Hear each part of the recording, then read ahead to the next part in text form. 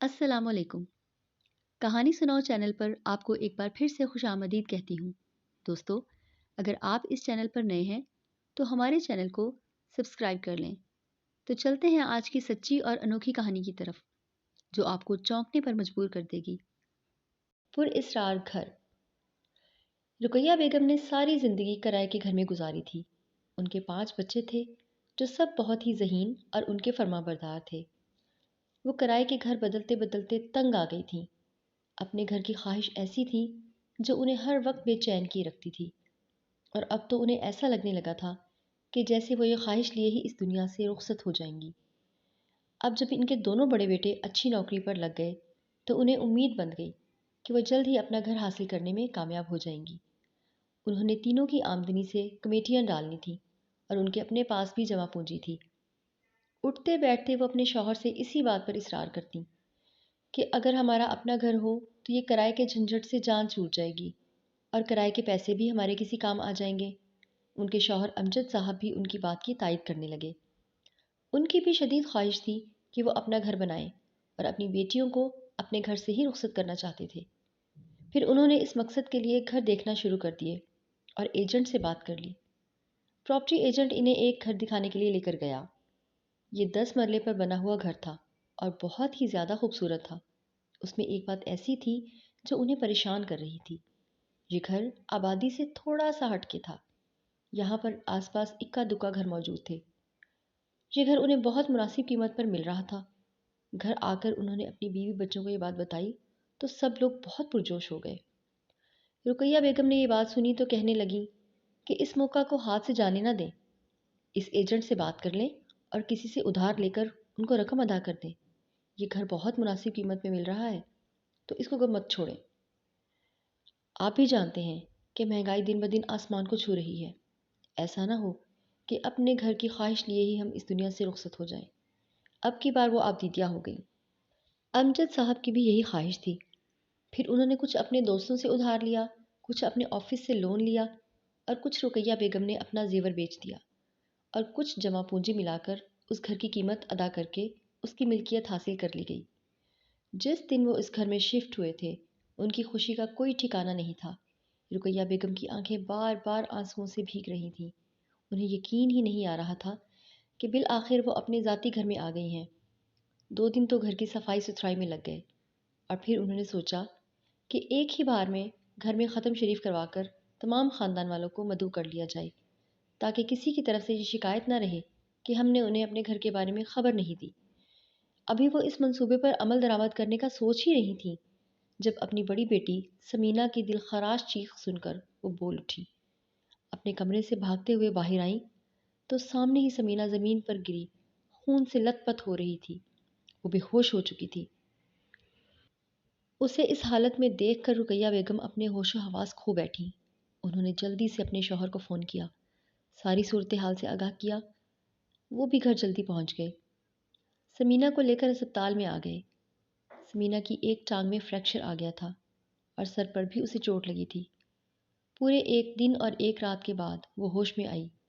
जितनी देर में वो होश में न आई, रुकैया बेगम परेशान और बुलाई बुलाई से फिरती रहीं। आंसू थे कि थमने का नाम ही नहीं ले रहे थे। जब समीना को होश आया तो वो बड़ी बेताबी के साथ अपनी बेटी की तरफ बढ़ी और कहने लगी कि कैसी है मेरी बेटी। समीना ने खाली खाली नज़रों से अपनी माँ की तरफ देखा। वो बेतहाशा डरी हुई थी। वो बार बार कमरे में चारों तरफ नज़रें दौड़ाकर देख रही थी, जैसे कोई नादीदा कुव्वत उस पर झपटने के लिए तैयार बैठी हो। उसकी हालत देखकर रुकैया बेगम अपने शौहर की तरफ परेशान नज़रों से देखने लगी तो वो भी समीना की तरफ बढ़े और उससे पूछने लगे कि तुम्हें क्या हुआ था, तुम कैसे सीढ़ियों से गिर गई। मगर जवाब नदारद। वो कुछ भी बोलने की पोजीशन में नहीं थी। अमजद साहब इससे कहने लगे कि फ़िक्र मत करो, यहाँ पर मेरे और तुम्हारी माँ के अलावा कोई भी नहीं है। आखिर तुम किससे खौफजदा हो, तुम्हें किस बात का डर है। समीना फूट फूट कर रोने लगी और कहने लगी कि उस दिन मैं छत पर सफाई करने की नीयत से गई थी। मुझे झाड़ू लगाते थोड़ी ही देर गुजरी थी जब किसी ने मेरे हाथ से झाड़ू लेकर दूर फेंक दी और मुझे ज़ोरदार धक्का दिया, जिससे मैं छत पर एक तरफ गिर गई। मैंने पलट कर देखा तो वहाँ पर कोई भी नहीं था। اب مجھے بہت ڈر لگ رہا تھا۔ میں سیڑھیوں سے بھاگنے لگی تو میرے سامنے دیوار آ گئی۔ مجھے سیڑھیوں سے اترنے کا راستہ ہی نظر نہیں آ رہا تھا۔ ایسے لگ رہا تھا جیسے میں کسی چار دیواری میں قید ہو کر رہ گئی ہوں۔ تبھی میرے سامنے ایک خوفناک شکل کی چیز آ گئی۔ وہ دیکھنے میں بندر جتنی جسامت کی تھی اور اسی کی شکل و صورت کی تھی۔ وہ مجھے غصے سے گھورنے لگی تھی۔ اس نے مجھے پھر سے زوردار دھکا دیا اور میں سیڑھیوں سے لڑکھڑاتے ہوئے نیچے گر گئی۔ اس کے بعد مجھے کچھ ہوش نہیں رہا۔ یہ بات سن کر رقیہ بیگم اور امجد صاحب پریشان ہو گئے۔ انہوں نے سمینہ کو تسلی دی اور کہا کہ فکر مت کرو، سب ٹھیک ہو جائے گا۔ اور کمرے سے باہر آنے کے بعد رقیہ اپنے شوہر سے کہنے لگی کہ یہ سب کیا ہے؟ آپ نے گھر خریدنے سے پہلے اس کے بارے میں پتہ نہیں کیا تھا؟ کہیں ایسا تو نہیں کہ اس پر آسیب کے اثرات ہوں؟ امجد صاحب نے رقیہ بیگم کو تسلی دی اور کہا کہ فکر مت کرو، سب ٹھیک ہو جائے گا۔ میں کسی عامل کا پتہ کر کے اس مصیبت سے جان چھڑوا لوں گا۔ مگر رقیہ بیگم کسی کی طرح سے تسلی نہیں ہو رہی تھی۔ پھر 2 دن کے بعد ڈاکٹر نے سمینہ کو ڈسچارج کر دیا تو اسے لے کر گھر آ گئے۔ 2 دن اسپتال میں رہنے کی وجہ سے انہیں اپنے آپ سے جیسے بدبو محسوس ہو رہی تھی۔ وہ کپڑے بدلنے کی نیت سے واش روم میں گئیں تو جیسے ہی انہوں نے نہانے کے لیے ٹونٹی کھولی تو ان کے حلق سے چیخ نکلتے نکلتے رہ گئی، کیونکہ اس ٹونٹی سے پانی کی بجائے خون نکل رہا تھا۔ انہوں نے آنکھیں مسل کر دیکھا، کہیں ان کا وہم تو نہیں، مگر حقیقت وہی تھی جو انہیں نظر آ رہا تھا۔ اب کی بار انہوں نے نہانے کا ارادہ ترک کر دیا اور کپڑے پہن کر واش روم سے باہر آ گئیں، اور پھر کچن میں آ کر وہ اسی مصیبت کے بارے میں سوچنے لگی کہ وہ کس مصیبت میں پھنس گئی ہیں، نہ جانے انہیں اس سے کس طرح سے نجات ملے گی بھی یا نہیں۔ تبھی وہاں پر ان کی چھوٹی بیٹی صبا آ گئی۔ وہ اس شکل سے بہت پریشان لگ رہی تھی اور اس کے چہرے کے تاثرات سے ایسے لگ رہا تھا جیسے وہ کچھ کہنا چاہتی ہے مگر کہنے سے ہچکچا رہی ہے۔ رقیہ بیگم نے اسے دیکھا تو کہنے لگی کہ کیا بات ہے، تم اس قدر پریشان کیوں لگ رہی ہو؟ تب صبا کہنے لگی کہ جس دن آپ اور ابو رات کو ہسپتال میں تھے تب پوری رات چھت پر کسی کے بھاگنے کی آواز آتی رہی۔ 2 بار بھائی نے چھت پر جا کے دیکھا مگر وہاں پر کوئی نہیں تھا، اور جیسے ہی وہ واپس آتے اور چھت پر بھاگنے کی آواز دوبارہ آنے لگتی۔ اس دن ہم میں سے کوئی بھی سکون سے سو نہیں سکا۔ امی، میرا اور میرے بھائی کا خیال ہے کہ یہاں پر اثرات ہیں اور ہم لوگوں کو چین سے جینے نہیں دیں گے۔ رقیہ بیگم نے پہلے تو بہت پریشانی کا اظہار کیا اور ایک گہرا سانس لے کر رہ گئیں۔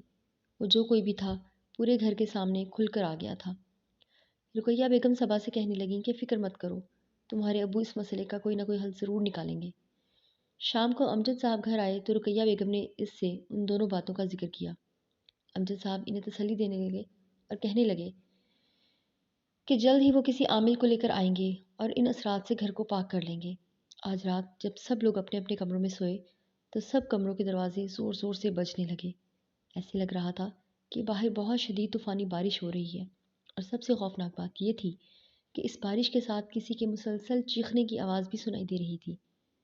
امجد صاحب دروازہ کھول کر باہر نکلنے لگے تو رقیہ بیگم انہیں کہنے لگی کہ کمرے سے باہر مت جائیں، نہ جانے باہر کیا ہے۔ امجد صاحب نے سنی انسنی کی۔ جب دروازہ کھول کر باہر آئے تو صحن میں ہر طرف خاموشی چھائی ہوئی تھی، کسی بارش اور طوفان کا نام و نشان تک نہیں تھا۔ رقیہ بیگم بھی کمرے سے باہر آئیں تو انہیں ایسے محسوس ہوا جیسے کتنی ہی نادیدہ نگاہیں انہیں غصے سے گھور رہی ہوں، اور جلدی سے کمرے میں آ گئیں، اور پھر ان دونوں کی باقی رات آنکھوں میں کٹ گئی۔ انہوں نے فیصلہ کر لیا کہ انہیں کل ہی کسی عامل کو گھر میں لے کر آنا ہوگا، ایسا نہ ہو کہ انہیں مزید کسی مسئلے سے دوچار ہونا پڑے۔ اور پھر اپنے ایک دوست کے توسط سے وہ ایک عامل تک پہنچ ہی گئے تھے۔ جب انہیں گھر میں لے کر آئے تو عامل صاحب نے کہا کہ وہ ایک رات چھت پر گزاریں گے، اس کے بعد ہی ان لوگوں کو بتائیں گے کہ اس مسئلے کا کیا حل ہے۔ اس رات سب خیریت رہی، کوئی بھی غیر معمولی واقعہ پیش نہیں آیا۔ اگلے دن صبح ہی صبح عامل صاحب چھت سے نیچے تشریف لے آئے۔ سب لوگ ان کا شدت سے منتظر تھے۔ امجد صاحب نے ان سے پوچھا تو کہنے لگے کہ یہاں پر جنات کا خاندان بہت سالوں سے آباد ہے اور وہ اس جگہ کو چھوڑنے پر بالکل بھی تیار نہیں ہے۔ ان کا کہنا ہے کہ یہ جگہ ان کی ملکیت میں سے ہے۔ اگر آپ لوگوں نے کچھ عرصے تک اس گھر کو نہیں چھوڑا تو وہ آپ کو ناقابل تلافی نقصان سے دوچار کر سکتے ہیں۔ امجد صاحب سن کر پریشان ہو گئے۔ ہم نے تو قرض لے کر اس گھر کو حاصل کیا ہے، ساری زندگی کرائے کے گھر میں گزاری ہے، اب ہم اگر اس گھر کو بھی چھوڑ دیں گے تو ہم کہاں جائیں گے؟ عامل صاحب کہنے لگے کہ میں اپنے استاد سے بات کرتا ہوں، ہو سکتا ہے ان کے پاس اس مسئلے کا حل ہو۔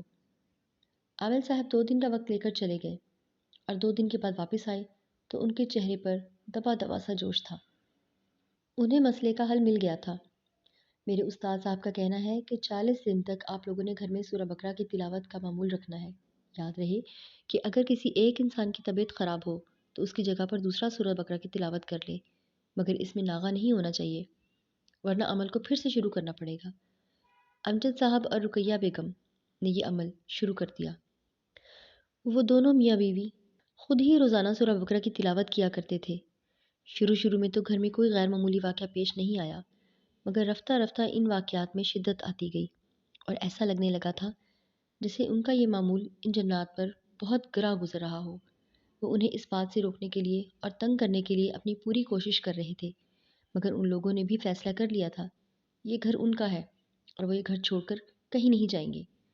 دیکھتے ہی دیکھتے 40 دن گزر گئے اور اس کے بعد گھر میں کوئی بھی غیر معمولی واقعہ پیش نہیں آیا۔ تب امجد صاحب عامل صاحب کو لے کر گھر میں آئے تو انہوں نے پورے گھر کا جائزہ لیا اور کہنے لگے کہ اب آپ کا گھر اثرات سے پاک ہو گیا ہے، مبارک ہو، یہ گھر آپ کا ہے، اب آپ کو کوئی بھی تنگ نہیں کرے گا۔ رقیہ بیگم نے شکرانے کے نفل ادا کیے۔ آج صحیح معنوں میں یہ گھر ان کا ہو گیا تھا۔ ایسی ہی مزے مزے کی کہانیاں سننے کے لیے ہمارے چینل کو سبسکرائب کر لیں اور بیل آئیکن کو دبانا ہرگز مت بھولیے گا تاکہ ہماری آنے والی ہر ویڈیو آپ تک پہنچتی رہے۔